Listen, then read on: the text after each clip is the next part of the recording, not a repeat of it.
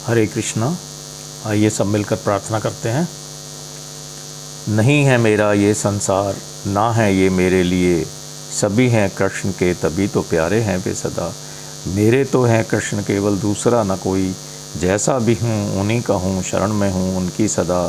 सुख दुख नहीं है जग में, सिर्फ हैं परिस्थितियाँ, हैं सभी प्रसाद प्रभु की, लो लगे कृष्ण से सदा। श्रीमद् भगवद गीता के आज के सत्र में हम तीसरे अध्याय का 21वां श्लोक लेने जा रहे हैं।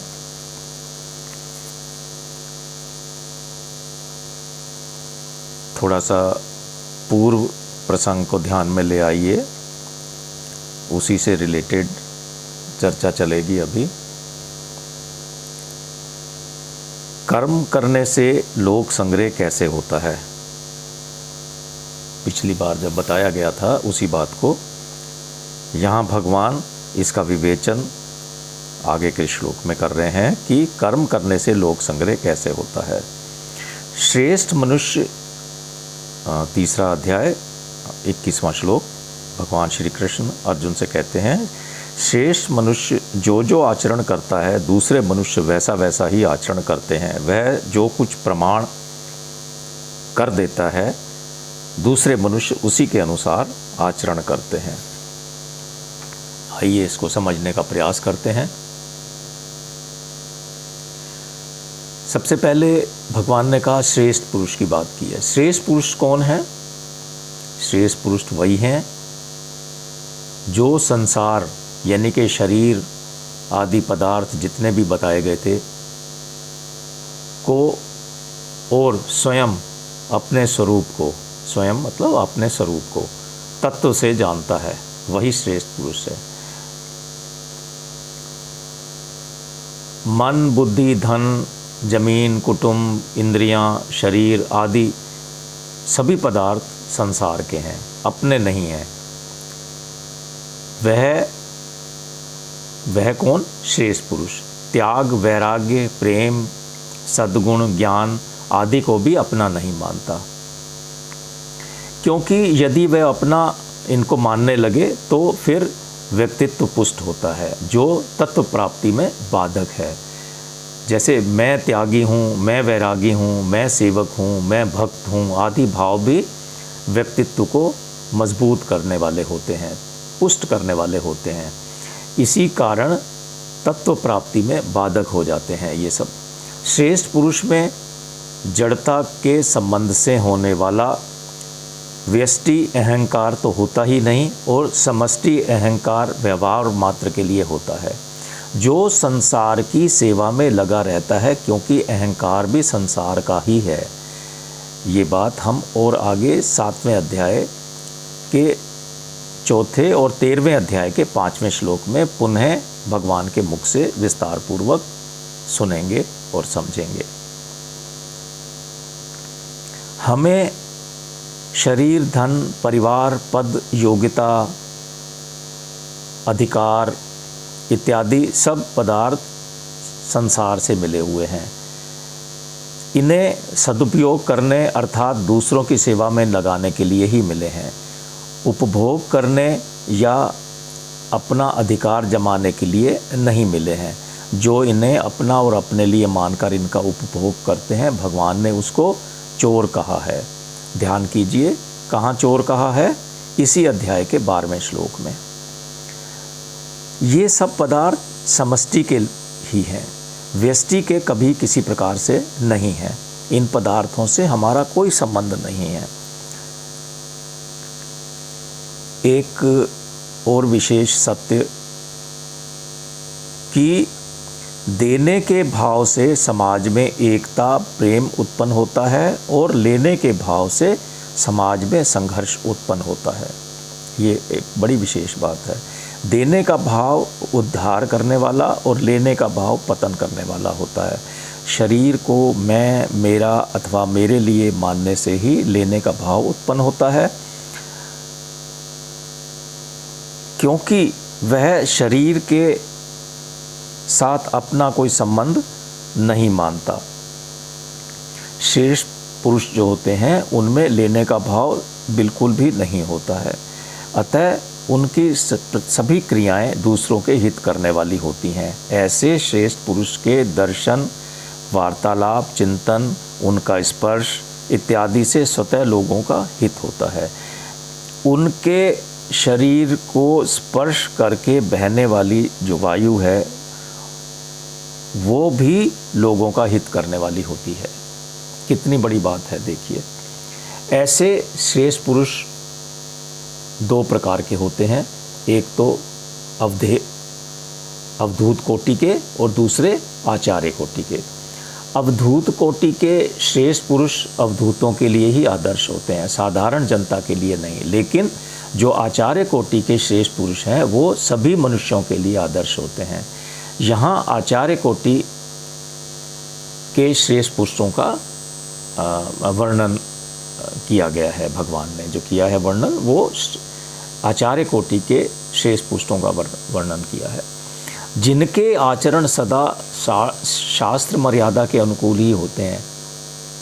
ऐसे श्रेष्ठ पुरुषों का यहाँ पर वर्णन किया है भगवान ने। कोई देखे या ना देखे, अहमता ममता ना रहने के कारण उनके द्वारा स्वाभाविक ही कर्तव्य पालन होता है। ऐसा नहीं कि कोई देख रहा है तभी वो ऐसा कर्तव्य का पालन करें, ऐसा नहीं है। जैसे जंगल में कोई फूल खिलता है और कुछ समय बाद वो मुरझा जाता है, सूख कर गिर जाता है, उसे किसी ने देखा या नहीं देखा, लेकिन फिर भी वो चारों तरफ अपनी सुगंध को फैलाकर दुर्गंध को नाश करता है। इसी तरह श्रेष्ठ पुरुष भी का व्यवहार भी दुर्गंध को मिटाकर सुगंध फैलाने वाला, अर्थात बुराई को मिटाकर अच्छाई फैलाने वाला होता है। श्रेष्ठ पुरुष के आचरणों और वचनों का प्रभाव स्थूल शरीर से होने के कारण स्थूल रीति से पड़ता है, जो सीमित होता है, लेकिन उसके भावों का प्रभाव सूक्ष्म रीति से पड़ता है, जो कि असीम होता है, उसकी कोई लिमिट नहीं होती है। क्योंकि क्रिया तो सीमित होती है लेकिन भाव असीम होता है, एंडलेस होता है। श्रेष्ठ पुरुष जिन भावों को अपने आचरणों में लाता है उन भावों का दूसरे मनुष्यों पर बहुत अधिक प्रभाव पड़ता है। अपने वर्ण, आश्रम, संप्रदाय आदि के आचरणों का अच्छी तरह से पालन करने के कारण उसके द्वारा जो वचन कहे जाते हैं दूसरे वर्ण, आश्रम, संप्रदाय आदि के लोगों पर भी उनका प्रभाव पड़ता है। ऐसा नहीं कि केवल अपने वर्ण, आश्रम और संप्रदाय के लोगों पर ही प्रभाव पड़े, अन्य वर्ण, आश्रम के लोगों पर भी उसका प्रभाव पड़ता है।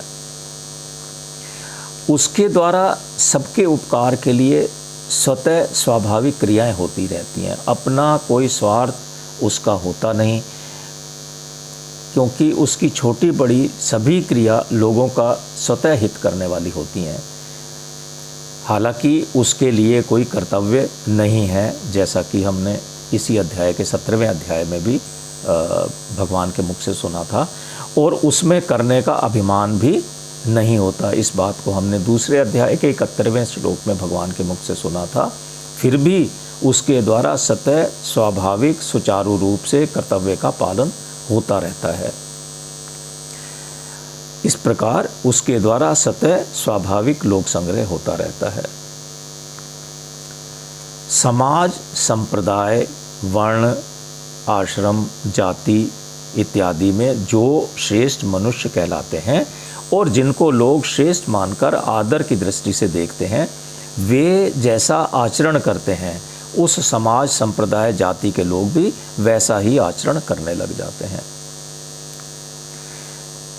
यदि अंतःकरण में धन और पद का महत्व और लोभ रहने के कारण लोग अधिक धन वाले, यानी कि जो लखपति, करोड़पति तथा ऊंचे पद वाले नेता, मंत्री इत्यादि को ही श्रेष्ठ पुरुष मान लेते हैं और उन्हें बहुत आदर की दृष्टि से देखते हैं, जैसा कि प्राय आजकल हो रहा है। जिनके अंतःकरण में जड़ वस्तुओं यानी कि धन, पद इत्यादि का महत्व है, वे मनुष्य वास्तव में न तो स्वयं श्रेष्ठ होते हैं और ना ही श्रेष्ठ व्यक्ति को समझ ही सकते हैं। जिसको वे श्रेष्ठ समझते हैं वह भी वास्तव में श्रेष्ठ नहीं होता। यदि उनके हृदय में धन का आदर अधिक है तो उन पर अधिक धन वालों का ही प्रभाव पड़ता है। इसको एक उदाहरण से समझने का प्रयास करते हैं। चोर पर चोरों के सरदार का ही प्रभाव पड़ता है। वास्तव में श्रेष्ठ न होने पर भी लोगों के द्वारा श्रेष्ठ मान लिए जाने के कारण उन धनी और उच्च पद वालों के आचरण का समाज में स्वतः प्रचार प्रसार होता रहता है। वर्तमान में बेईमानी, चोरी, धोखा, झूठ, कपट इत्यादि जो बुराइयों का समाज में किसी पाठशाला में बिना पढ़ाए ही स्वतः प्रचार होता चला जाता है। इनके लिए कोई प्रचार करने की आवश्यकता नहीं होती। लोग इन चीज़ों को स्वतः ही पकड़ लेते हैं। लोग लखपति को तो श्रेष्ठ मान लेते हैं। कितने दुख की बात है, लेकिन प्रतिदिन भगवान नाम का लाख जप करने वाले को श्रेष्ठ नहीं मानते हैं। लखपति के मरने पर एक कौड़ी भी साथ नहीं जाएगी, ऐसा कोई विचार नहीं करता, जबकि भगवान नाम का जप करने वाले मरने पर पूरा का पूरा भगवान नाम धन, भगवान नाम रूप धन अपने साथ ले जाएंगे, अपने पीछे कुछ भी नहीं छोड़ेंगे। इस बात का विचार कोई नहीं करता।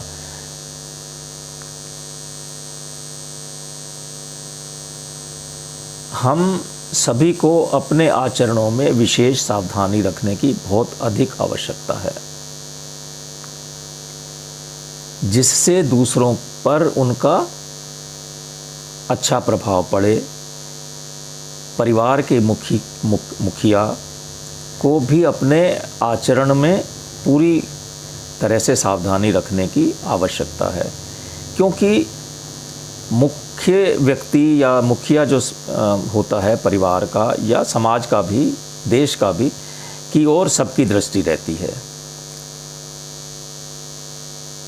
तो मुखिया जो होता है वो चालक की तरह होता है। चालक को सदा जागृत रहना पड़ता है, चाहे वो देश का चालक हो, परिवार का चालक हो, समाज का चालक हो, अपने एरिया का चालक हो या रेलगाड़ी का चालक हो।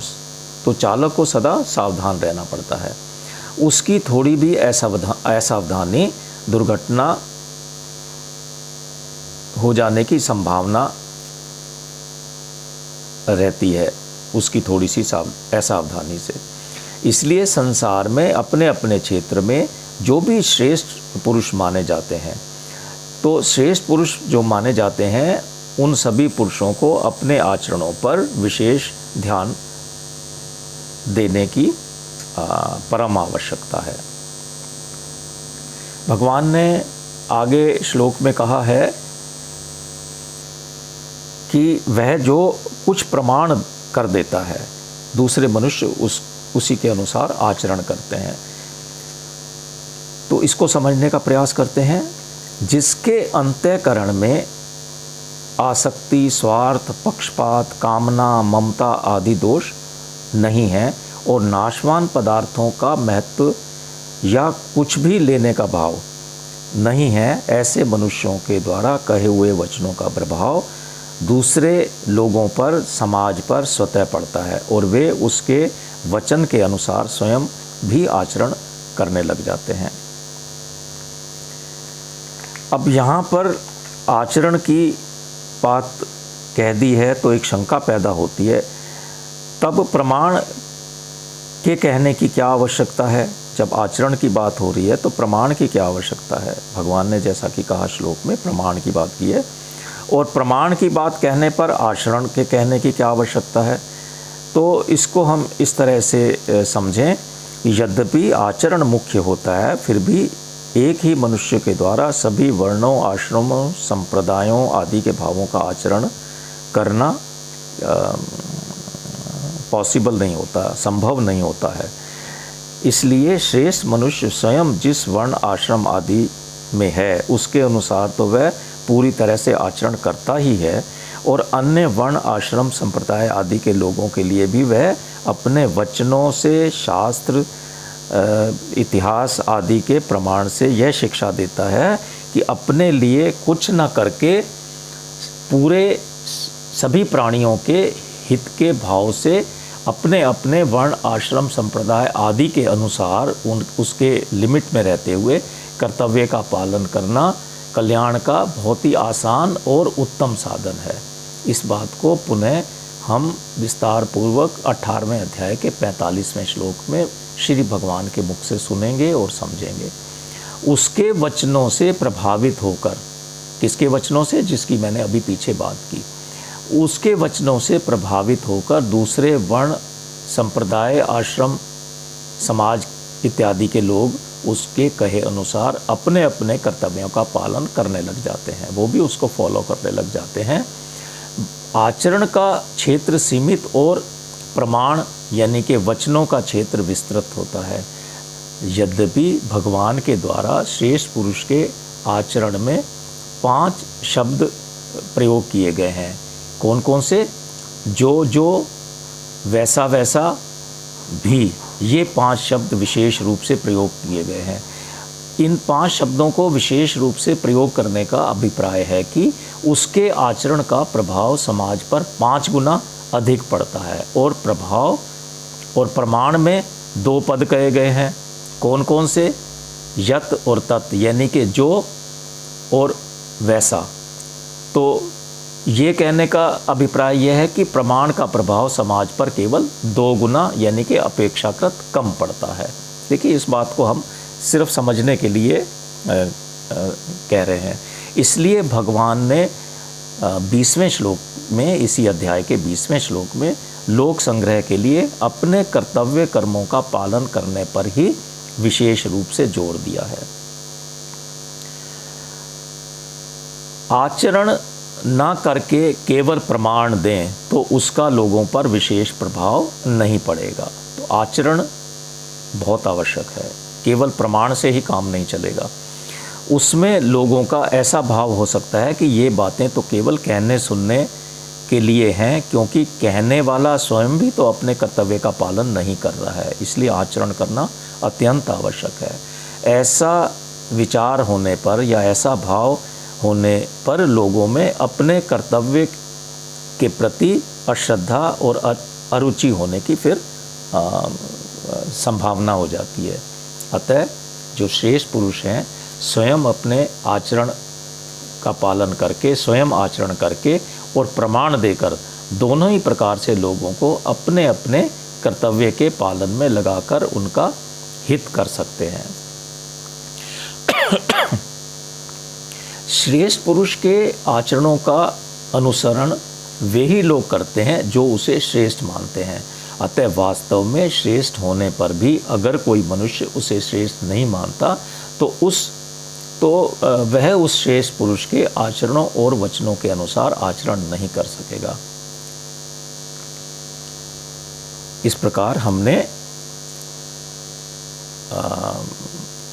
21वें श्लोक को, तीसरे अध्याय के 21वें श्लोक को समझने का प्रयास किया। आज का सत्र हम यहीं तक रखेंगे। आइए सब मिलकर सत्र के अंत में भगवान का नाम लेते हैं।